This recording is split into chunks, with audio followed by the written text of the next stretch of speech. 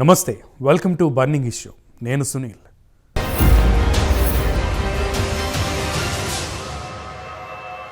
గతంలో 2 సార్లు కాంగ్రెస్ ఎమ్మెల్యేలను లాక్కున్న బీఆర్ఎస్పై కాంగ్రెస్ పగ తీర్చుకోనుందా? కేసీఆర్ జాతీయ రాజకీయాల్లోకి వెళితే కేటీఆర్ పార్టీని నడపగలడా? ఎమ్మెల్యేలు కాంగ్రెస్ చేతికి చిక్కకుండా కాపాడుకోగలడా? కాంగ్రెస్ దెబ్బకు దెబ్బ కొట్టనుందా? బీజేపీ సైతం కేసీఆర్ను టార్గెట్ చేయనుందా? దారికి తెచ్చుకోనుందా? అసలు కేసీఆర్ ఏమి చేయబోతున్నారు? Take a look.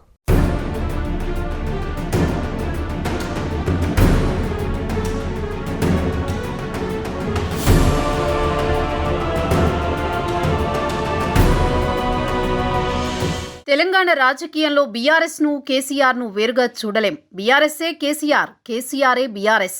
దీంతో తాజా రాజకీయ పరిణామాల నేపథ్యంలో కేసీఆర్ బీఆర్ఎస్ భవిష్యత్తుపై రాజకీయ వర్గాల్లో విపరీతంగా చర్చ జరుగుతోంది. కేసీఆర్ ఏం చేయబోతున్నారో అనే దానిపై సర్వత్రా ఆసక్తి నెలకొంది. ఒకవైపు కేసీఆర్ అసెంబ్లీకి వచ్చే అవకాశం లేదనే విశ్లేషణలు వెలువడుతున్నాయి. కేటీఆర్ బీఆర్ఎస్ ఎల్పీ పగ్గాలు చేపట్టనున్నారనే వార్తలు వస్తున్నాయి.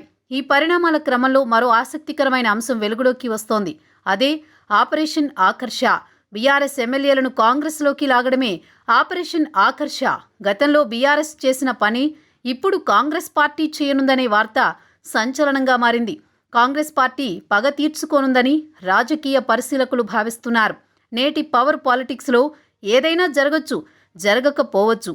ఇదే జరుగుతుందని ఇతమిద్దంగా ఎవరూ ఏమీ చెప్పలేరు.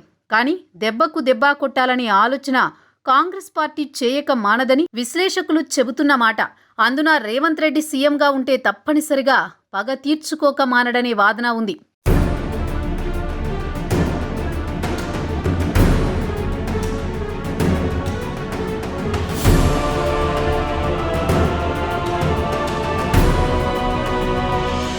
రెండు 2014లో కాంగ్రెస్ పార్టీ నుంచే కాకుండా టీడీపీ నుంచి కూడా ఎమ్మెల్యేలను కేసీఆర్ లాగేసుకున్నారు. టీడీఎల్పీని మొత్తంగా నాటి టీఆర్ఎస్లో కలిపేసుకున్నారు. రేవంత్ రెడ్డి, సండ్ర వెంకటవీరయ్య మినహా టీడీపీలో మిగిలిన 13 మంది ఎమ్మెల్యేలను లాగేసుకున్నారు. వైసీపీ ఎమ్మెల్యేలు 3 స్వచ్ఛందంగా జగన్ అనుమతితో పార్టీ శాసనసభా పక్షాన్ని టీఆర్ఎస్లో కలిపేశారు. నాడు కాంగ్రెస్ పార్టీ నుంచి కాళీ యాదయ్య, రెడ్యానాయక్, పువ్వాడ అజయ్, చిట్టెం రామ్మోహన్ రెడ్డి, నల్లమూతు భాస్కర్రావు, గద్దెగారి విఠల్ రెడ్డి, పట్లోళ్ల కృష్ణారెడ్డి పార్టీని ఫిరాయించారు. 2018 ఎన్నికల్లో వీళ్లే టీఆర్ఎస్ తరపున పోటీ చేసి గెలుపొందడం విశేషం. 2018 ఎన్నికల్లో గెలిచిన కాంగ్రెస్ ఎమ్మెల్యేలను లాగేసుకున్నారు. ఈసారి ఏకంగా సీఎల్పీని విలీనం చేసేటంత పని జరిగింది. పెద్ద మొత్తంలో 12 మంది ఎమ్మెల్యేలను లాగేసుకోవడంతో సబితా ఇంద్రారెడ్డికి మంత్రి పదవి సైతం కట్టబెట్టారు. దీంతో తెలంగాణలో కాంగ్రెస్ పార్టీ ఉనికే ప్రమాదంలో పడింది. గండ్ర వెంకటరమణారెడ్డి, వనమా వెంకటేశ్వరరావు, సబితా ఇంద్రారెడ్డి లాంటి కాంగ్రెస్ పార్టీ సీనియర్లు సైతం పార్టీని వీడడం నాడు సంచలనమైంది.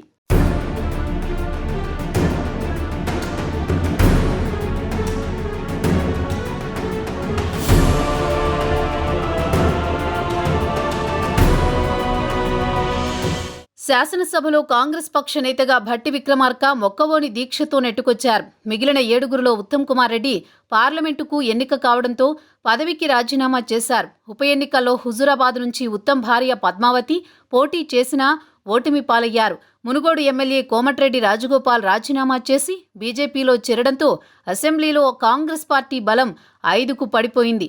2018 ఎన్నికల్లో గెలిచిన 19 మంది కాంగ్రెస్ ఎమ్మెల్యేలలో తాజా ఎన్నికల నాటికి అసెంబ్లీలో ఉన్న కాంగ్రెస్ పార్టీ శాసనసభ్యులు భట్టి విక్రమార్క, సీతక్క, దుద్దిళ్ల శ్రీధర్ బాబు, తూర్పు జయప్రకాష్ రెడ్డి, పొదెం వీరయ్య మాత్రమే మిగిలారు. ఆ దశలో కాంగ్రెస్ పార్టీ తెలంగాణలో బ్రతుకుతుందని ఆశ ఎవరికీ లేదు. ఆ విధంగా కాంగ్రెస్ పార్టీని అధఃపాతాళానికి తొక్కేశారు కేసీఆర్. అలాంటి కేసీఆర్ను ఇప్పుడు కాంగ్రెస్ పార్టీ చూస్తూ ఊరుకుంటుందా అనేది సర్వత్రా చర్చనీయాంశంగా మారింది. సీఎంగా ఉంది ఉత్తమో బట్టినో కాదు చూస్తూ ఊరుకోవడానికి. అక్కడ ఉంది రేవంత్ రెడ్డి. కేసీఆర్ పాలనలో ఎన్నో అవమానాలు ఎదుర్కొని బాధలు భరించి పోరాటాలు చేసి రాటుదేలిన రేవంత్ రెడ్డి బదులుకు బదులు పగ తీర్చుకోక మానడనేది రాజకీయ వర్గాల్లో చర్చ జరుగుతోంది.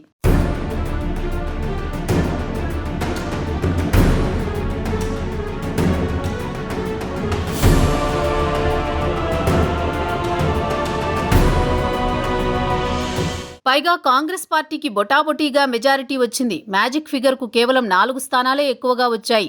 దీంతో కాంగ్రెస్ పార్టీలోనూ అభద్రతాభావం నెలకొనడం సహజం. ఎప్పుడు ఏం జరుగుతుందో తెలియని పరిస్థితి. దీంతో కనీసం 10 నుంచి 15 మంది ఎమ్మెల్యేలను బీఆర్ఎస్ నుంచి లాగేసుకునే అవకాశం కొట్టిపారేయలేమని విశ్లేషకులు చెబుతున్నారు. ప్రధానంగా మాజీ టీడీపీ నేతలను టార్గెట్ చేయవచ్చనే అభిప్రాయం రాజకీయ వర్గాలు వ్యక్తం చేస్తున్నాయి.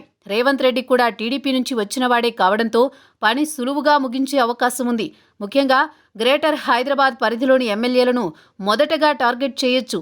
2014 ఎన్నికల్లో రేవంత్ రెడ్డితో పాటు టీడీపీలో గెలిచిన అరికెపూడి గాంధీ, మాగంటి గోపీనాథ్, వివేకానంద్, ప్రకాష్ గౌడ్, మాధవరం కృష్ణారావు లాంటి వాళ్లను రేవంత్ రెడ్డి టార్గెట్ చేయనున్నారని వినికిడి. వేరే వాళ్లు సీఎం అయినట్లయితే ఇలాంటి అవకాశం తక్కువగా ఉంటుంది. అందుకే కాంగ్రెస్ అధిష్టానం అన్ని కోణాల నుంచి ఆలోచించే రేవంత్కు సీఎం అవకాశం ఇచ్చిందని రాజకీయ పరిశీలకులు చెబుతున్నారు. ఏది ఎలా ఉన్నా కాంగ్రెస్ పార్టీకి ఎమ్మెల్యేల అవసరం ఉంది. భవిష్యత్తులో ఎమ్మెల్సీ ఎన్నికల్లోనైనా ఎమ్మెల్యేల అవసరం పడుతుంది. దీంతో ఎప్పటికైనా బీఆర్ఎస్ ఎమ్మెల్యేలపై వల వేయనున్నారని తెలుస్తోంది.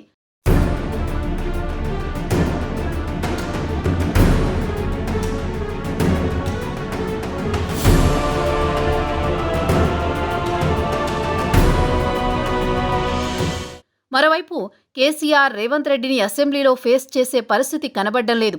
బీఆర్ఎస్ శాసనసభాపక్ష నేతగా కేటీఆర్ను నియమించే అవకాశం నెలకొన్నట్లు వార్తలు వస్తున్నాయి. రేవంత్ను ధీటుగా ఎదుర్కోవాలంటే వయసు మీద పడుతున్న కేసీఆర్ వల్ల అయ్యే పరిస్థితి కనబడ్డం లేదు. కేటీఆర్ అయితేనే రేవంత్ను అసెంబ్లీలో ధీటుగా ఎదుర్కోగలడని రాజకీయ పరిశీలకుల అభిప్రాయం. ఈ క్రమంలో కేసీఆర్ శాసనసభకు వెళ్లకుండానే రాజీనామా చేసే అవకాశం ఉందని తెలుస్తోంది. రాబోయే లోక్సభ ఎన్నికల్లో మెదక్ నుంచి కేసీఆర్ పోటీ చేయాలనుకుంటున్నట్లు వార్తలు వస్తున్నాయి. జాతీయ స్థాయిలో వివిధ పార్టీల నేతలతో మంతనాలు జరపడానికి వీలుగా ఢిల్లీలోని మకాం పెట్టాలని అనుకుంటున్నట్లు రాజకీయ వర్గాల్లో చర్చ జరుగుతోంది. కేటీఆర్కు మంచి వాగ్ధాటితో పాటు పలు భాషలు తెలిసి ఉండడం, విషయ పరిజ్ఞానం కలిగి ఉండడంతో ప్రధాన ప్రతిపక్ష నేతగా కొనసాగే అర్హతలు ఉన్నట్లు విశ్లేషకులు చెబుతున్నారు. ఇప్పటికే కేటీఆర్ పార్టీ వర్కింగ్ ప్రెసిడెంట్గా కొనసాగుతున్నారు. 2 పదవులు నిర్వహించే సామర్థ్యం కేటీఆర్కు ఉన్నదనేది ఆ పార్టీ వర్గాలు కూడా అంటున్నాయి. కేటీఆర్ బీఆర్ఎస్ ఎల్పీ లీడర్గా పగ్గాలు చేపడితేనే ఎమ్మెల్యేలు చేజారకుండా ఉంటారని ఆ పార్టీ శ్రేణులు కూడా అభిప్రాయపడుతున్నారు.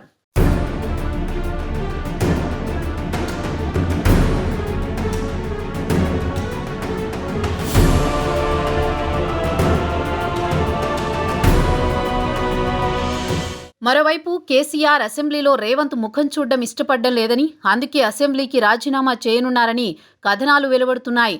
10 ఏళ్లు ఏకఛత్రాధిపత్యంగా పరిపాలన చేసి ఇప్పుడు ప్రతిపక్షంలో కూర్చోవడం, అందులో ముఖ్యమంత్రిగా రేవంత్ రెడ్డిని చూడడం కేసీఆర్కి మింగుడు పడని అంశంగా మారింది. దీంతో అసెంబ్లీకి రాకుండానే ఎమ్మెల్యే పదవికి రాజీనామా చేయనున్నారని వార్తలు వస్తున్నాయి. గజ్వేల్ నుంచి తన కుమార్తె కవితను బరిలోకి దించాలని కేసీఆర్ అనుకుంటున్నట్లు సమాచారం. ఎమ్మెల్యేగా పదవీ ప్రమాణం చేయాలన్నా అసెంబ్లీకి రావాల్సిందే. దీంతో ఆలోపే రాజీనామా చేస్తారని వినికిడి. ముఖ్యమంత్రిగా కాకుండా అసెంబ్లీలో అడుగుపెట్టడం కేసీఆర్కు ఇష్టం లేదని మరో వాదన.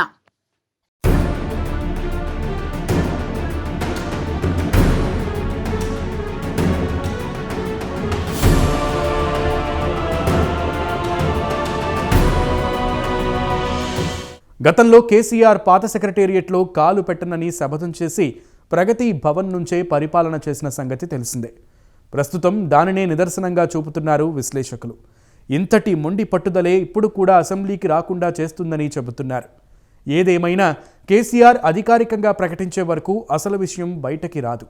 మరి కేసీఆర్ నిర్ణయం ఏంటన్నది తెలియాలంటే ఎమ్మెల్యేల ప్రమాణ స్వీకారం జరిగే వరకు ఎదురు చూడాల్సిందే. తెలంగాణ ప్రజలు కేసీఆర్ని ఎందుకు ఆదరించలేదు? ఓవర్ కాన్ఫిడెన్సే కొంపముంచిందా? బీఆర్ఎస్ ఓటమి వెనుక బలమైన కారణాలు ఉన్నాయా? మార్పు కావాలంటూ ప్రజలు కాంగ్రెస్ని గెలిపించారా? మరి ఇచ్చిన హామీలన్నింటినీ కూడా రేవంత్ అమలు చేసే చూపిస్తారా?